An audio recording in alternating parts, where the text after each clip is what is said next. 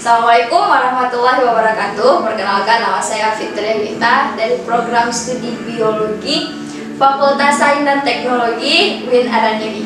Berhubung masih dalam keadaan pandemi COVID-19, maka dilakukan praktikum secara daring. Jadi praktikum hari ini adalah taksonomi invertebrata.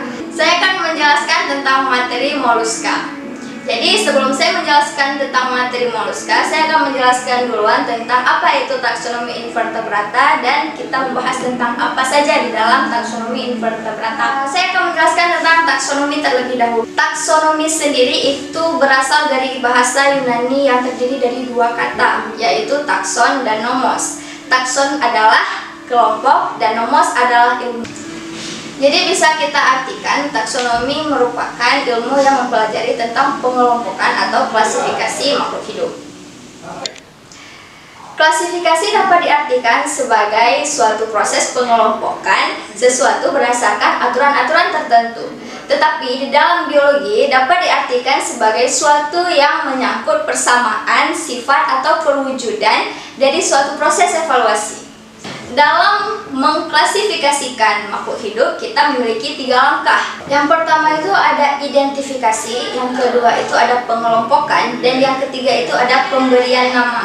Yang pertama itu ada pencanderaan atau identifikasi. Setiap ciri morfologi, anatomi, fisiologi, maupun genetika yang tengah diteliti harus diperhatikan dan dijadikan sebagai data utama. Yang kedua, ada pengelompokan atau klasifikasi. Pada tahap ini, data utama akan dibandingkan dengan data acuan yang telah ada. Ketika ditemukan suatu pola yang sama, maka akan dimasukkan spesies tersebut ke dalam kelompok acuan. Yang ketiga, itu ada pemberian nama pada kelompok. Setelah dikelompokkan, maka kelompok tersebut akan diberi nama, yaitu nama yang sesuai dengan karakteristik umum spesies-spesies yang ada di dalamnya. Berikut ini adalah urutan-urutan klasifikasi makhluk hidup. Yang pertama itu, yang paling atas adalah kingdom.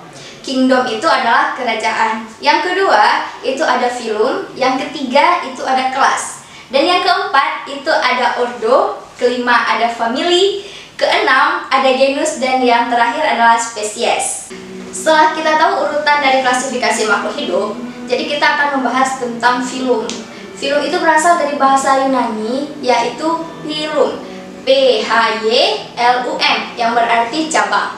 Biasanya kata ini dipakai dalam ilmu bahasa perbandingan atau dalam ilmu biologi untuk menguraikan atau mengklasifikasikan hubungan keluarga antar jenis atau bahasa. Dan kita harus mengetahui ada 9 filum dalam taksonomi invertebrata. Filum yang pertama itu adalah protozoa, yang kedua itu ada porifera, yang ketiga itu ada coleoterata, yang keempat ada platyhelminthes, dan yang kelima ada nematelminthes, yang keenam ada annelida, yang ketujuh ada moluska, yang kedelapan ada echinodermata, dan yang kesembilan itu ada arthropoda. Saya akan menjelaskan tentang filum moluska dan 5 kelas yang ada di dalam filum moluska. Saya akan menjelaskan tentang filum moluska. Moluska sendiri itu berarti lunak. Jadi hewan yang ada dalam filum moluska ini dia bertubuh lunak dan tidak bersegmen. Tubuhnya tripoblastik dan simetri bilateral, dan umumnya memiliki mantel yang dapat menghasilkan cangkang yang menghasilkan kalsium karbonat. Cangkang itu sendiri berfungsi sebagai kerangka luar yang terbuat dari zat kapur. Misalnya itu seperti kerang, tiram, siput sawah, dan bekicot. Adapun moluska yang tidak memiliki cangkang itu seperti cumi-cumi, sotong, dan gurita. Adapun kelas yang terdapat dalam filum moluska itu ada 5 kelas. Yang pertama itu ada Amphineura, yang kedua itu ada Gastropoda, yang ketiga itu ada Scalpopoda, yang keempat ada Cephalopoda, dan yang kelima ada Pelicipoda. Terdapat 5 kelas pada filum moluska. Jadi, kelas yang pertama itu pada filum moluska adalah Amphineura. Ciri-cirinya adalah hidup di laut ataupun di pesisir. Tubuhnya simetris bilateral dengan kaki di bagian perut atau ventral memanjang, bulat telur, dan pipih. Yang ketiga, ruang mantel dengan permukaan dorsal tertutup oleh 8 papan berkapur. Contohnya itu seperti Cryptochiton sp. Kelas yang kedua itu ada Gastropoda. Ciri-cirinya itu hidup di air laut dan air payau dan memiliki cangkang berfungsi sebagai rumahnya. Contohnya itu seperti siput. Yang ketiga itu ada Scapopoda.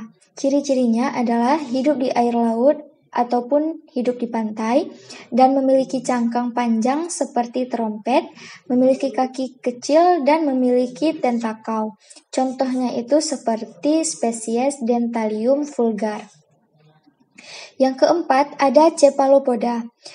Ciri-cirinya itu menggunakan kepalanya sebagai alat gerak.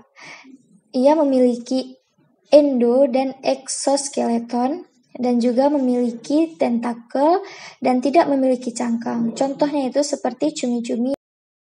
Yang kelima itu ada kelas Pelecypoda.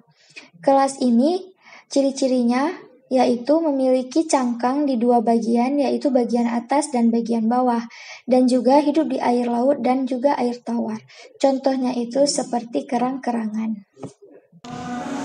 Kepada mahasiswa yang mengambil mata kuliah taksonomi invertebrata, jangan lupa untuk mengecek description box yang ada di bawah untuk kalian tahu tugas-tugas kalian selanjutnya yang akan kalian selesaikan. Terima kasih. Assalamualaikum warahmatullahi wabarakatuh.